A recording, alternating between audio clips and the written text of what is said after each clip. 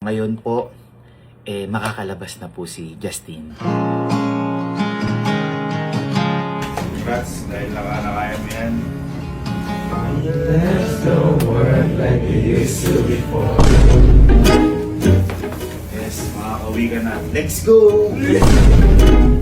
Guys, lolo. So, paalis po kami ngayon. Pupuntahan nga po namin si Justin. Sa kadahilanan, sa mga di po kasi nakakaalam na aksidente po si Justin nung nakaraan lang.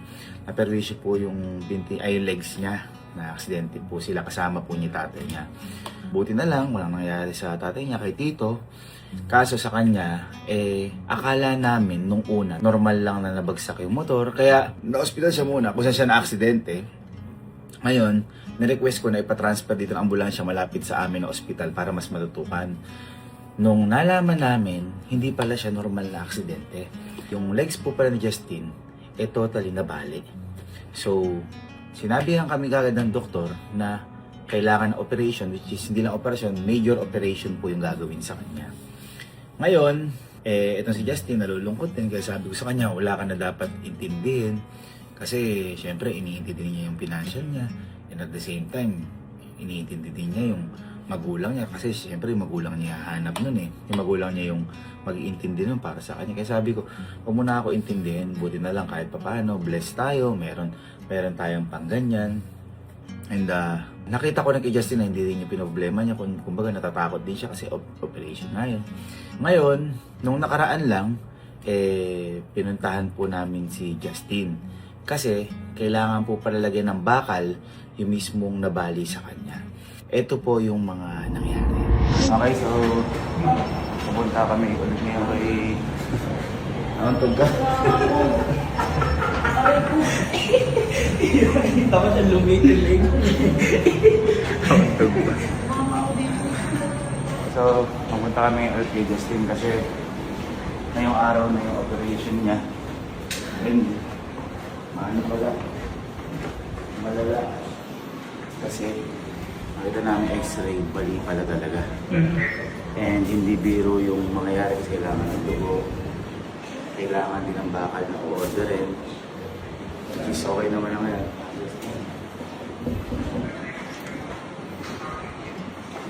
Ika... ano ba?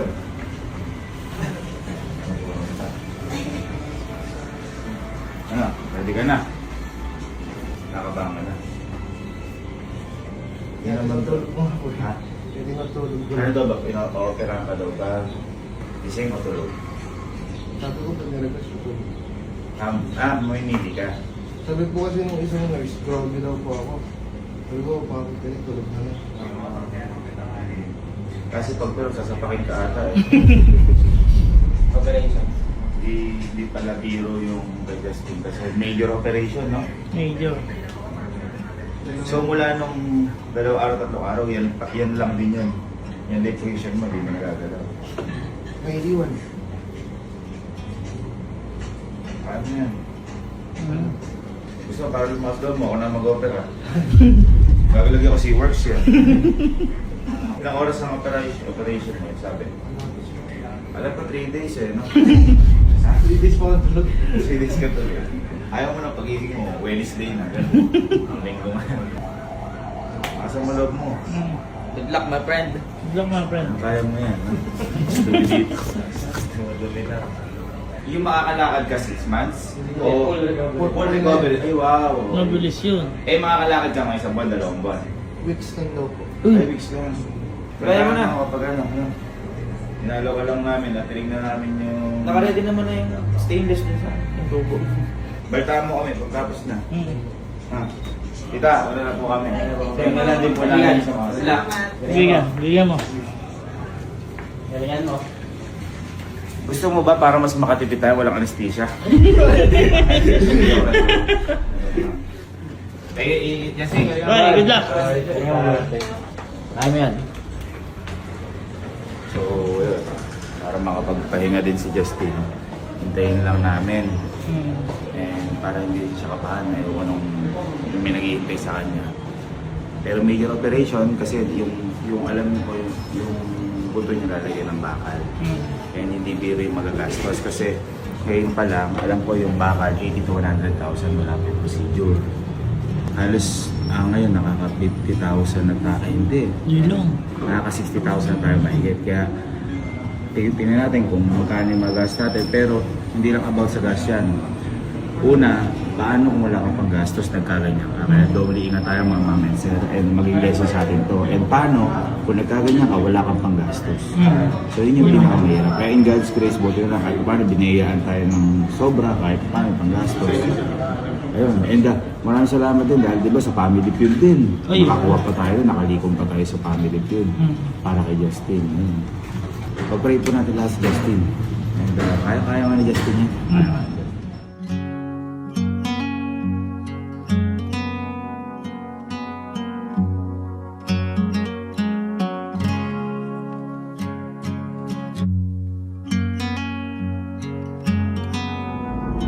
At yan, buti na lang po successful ang operation na nangyari.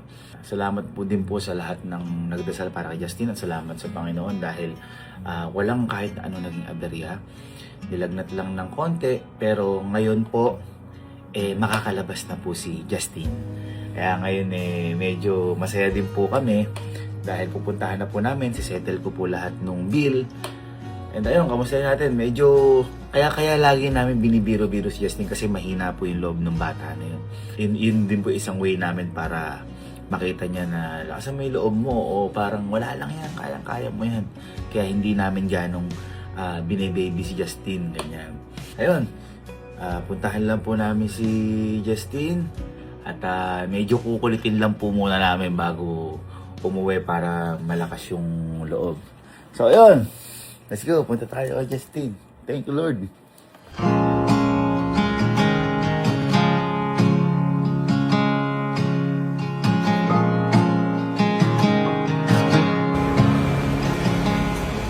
Hello po. Okay na po. Hello po. Okay. Pumuti si Gitel. Pagod ako sa portion. Kamusta? Kamusta ang operasyon? Kita makakauwi na siya? Yes. Yes. Dahil magaling na yan. Kaya ba ito? Gusto na ko lang ito. Kinuha ko ng tissue. Kalawa ko yun eh. Pero hindi ka pa gaano makaupo. Nakaupo naman po pag nalaman. Pag may alalay. Kailangan mo ba ng bed na Yan. ay meron na. Ngayon pwede ka na makauwi. Hindi mo nakikita yung liwanag yan. Kaya at least makakauwi ka na. Kaya kami dumalo kasi kami dito. Tama dito. Siyempre, kung ginagaibigan natin para kumahanapin na may lakas. Sama natin may lakas. Congrats, dahil nakaya mo yan. Pagpumutor ka pa? Umumotor ka pa? Hindi. Ay, hindi na. Hindi, meron kasi kami inandang kanta para sa'yo. Yes. Uy, lapit kayo. Lapit kayo. 1, 2, 3.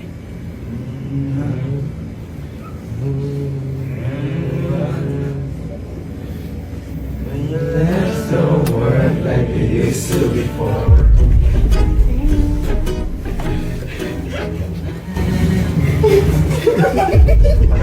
Hindi, congrats natin si Justin. Alam mo, kala ko di ka nun talaga makakalakad ngayon. Tama ba tita, may bakal na yung buto niya? Ayan. Sayang di kami nakabili metal detector. Tingnan ako sana kung totoo meron eh. Gising nga po kami nakaraan. Gising ka? Nakita mo? Ay, nakikita mo? Hindi, inarangan po nila namin sa baba. At least okay ka na. Kamusta naman yung opera? After ka mo na, nilagnat ka. No, nakailangan lang na po. Pero okay ka na ngayon. Medyo hindi. Pero sabi po ni Doc, kayo na po sa bahay ng pahinga. Sa bahay ka na. Hindi, dapat kasi sabi ko sa camp ka siya kaso walang magbabantay sa'yo. Kailangan daw po matuturo ko lang. O matutukan mo. Bigyan na, bigyan. Hindi kasi katulad yan, bukas aalis kami. So walang magbabantay sa'yo. Di ba Pero kasama? kung pwede, ha? Di ba sama? Pwede na, hindi kasi ang gusto ko sana magbantay sa si Itim. Sanay na yung si Itim eh. Hindi ba niya nakikita yun? Hindi pa niya nakikilala. Napanood ko na. Napanood mo na. Masampano ako eh. Masampano ako. Pero ang ano ko sa akin, sa klalay daw po. Saklalay? Baka saklay! Hindi, baka gusto niya alalay, saka sa alalay. Saklay, saka alalay. Para sa Lord yun. Apat kailangan niya. Oo, apat. Saklalay eh. Total, makakauwi ka na. Meron lang kaming, hindi ka na namin sasamahan sa Bulacan eh, no? Kasi sa Bulacan ka magpapagaling. So, hindi ka muna makakauwi sa Camp Pinpin. Matagal-tagal kitang din makikita. Malulungkot nga ako yun. Kaya meron kaming hinanda para sa'yo. Ha? Total, makakauwi ka na. Congrats natin kasi parang pumasa, mistake ko pumasa sa board exam. Si Berm. Dahil dyan.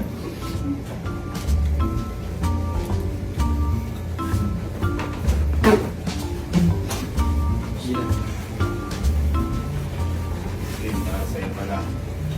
Ano mo na? Yes, makakauwi ka na. Let's go! Let's go! Ayun o. Ayun o, cyborg.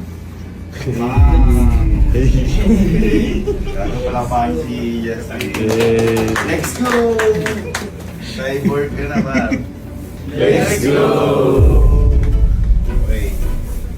Nakakatawa ka. So, settle ko muna yung bayad. And, makakauwi ka na. Ha?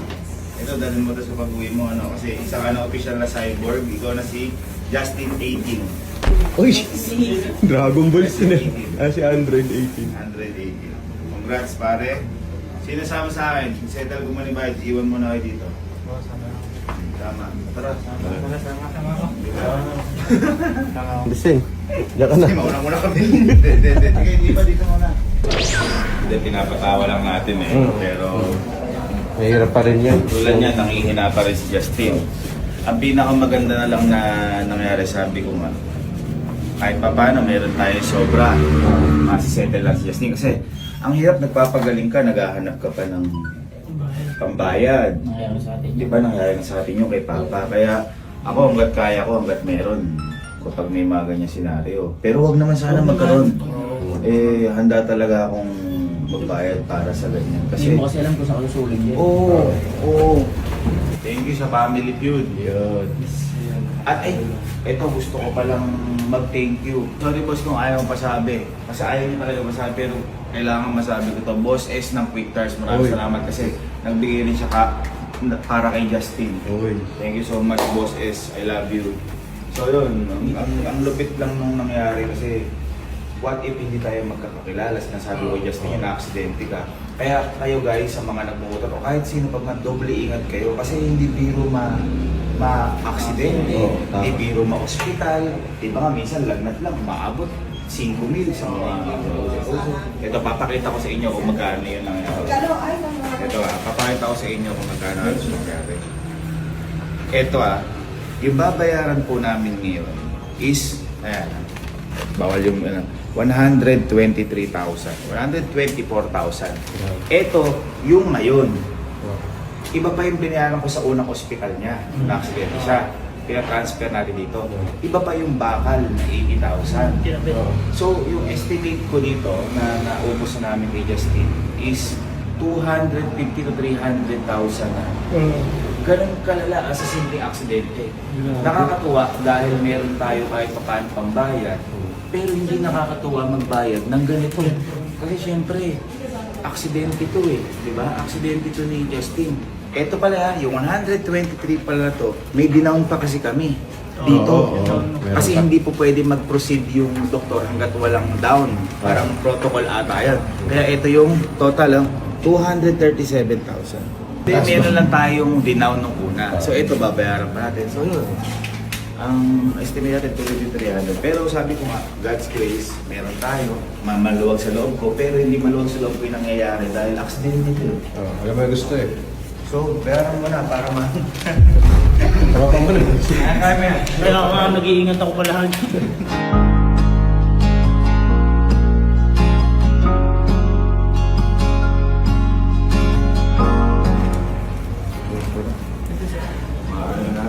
Mali-discharge na si ST. Justin, may ano lang, may mas sabi ng doktor, may discount pala siya. Pero, kasi di ba, private naman to. Magkakaroon ka pa ng discount ng 50%, basta daw ganun ka. Hindi, okay na. Discharge si Justin, walang baka. Paano? Magkita tayo kapag galing mo. Ha? Abangan ka namin sa labas. Mga anong oras ba yun? Hindi na po. Ay, ang bilis naman nun. Baka mahulaan siya. Ako lang siya ba yun, Jet? Yun yan. So, hanggang saan yung ano mo? Yung... ate. Andito naman yan. Lumit yata, kaibigan. Ano to? Lumit yata. Ano yun? Takot ko eh. Hindi, baka hindi lang nakuha sa x-ray. Kailangan. Mas malaki pa yung itim ha. Tita, hintayin po namin kayo sa baba, sir. Hintayin po namin kayo sa baba. Ay, hospital dito mo. Ang galing. Ang galing. Justin, malapit ka na pala. Iuwi. Ay, tita, ito po yung sa guard, sa release. Ayan po. Okay ka na. Bahala ko, okay ka na. Pagaling ka, pagaling. Medyo matagal yan ha. Pero kapag may need mo ng kailangan o kahit na ano, magsabi ka lang sa akin. Na. Ay, sa dulo.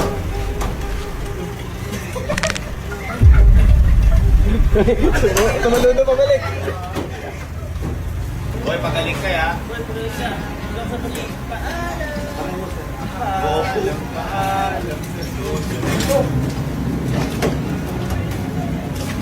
Kaya ba ako sa Tita, ingat po kay tita ya. Tita. Tayo ko dito. Hoy, pagaling ha. Kasi palakas ha, para makapagsayaw ka na ng break your leg. Napatawa ka lang namin, hindi ka na namin nakasalag. Tama.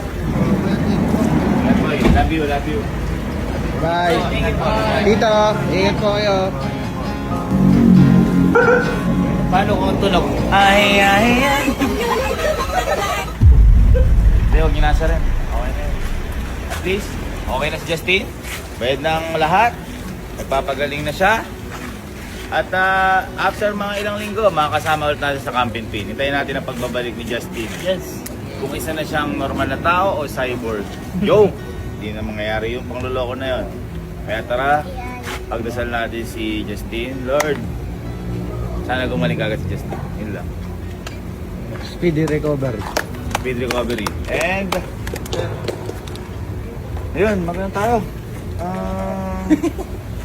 Pickleball. Hindi, wag natin wag natin asarin. Okay na. Sarap, Justin, oh. Justin. Break the legs. Okay. Kasi kahit tayo, pagaling ka. Kahit tayo, leg part.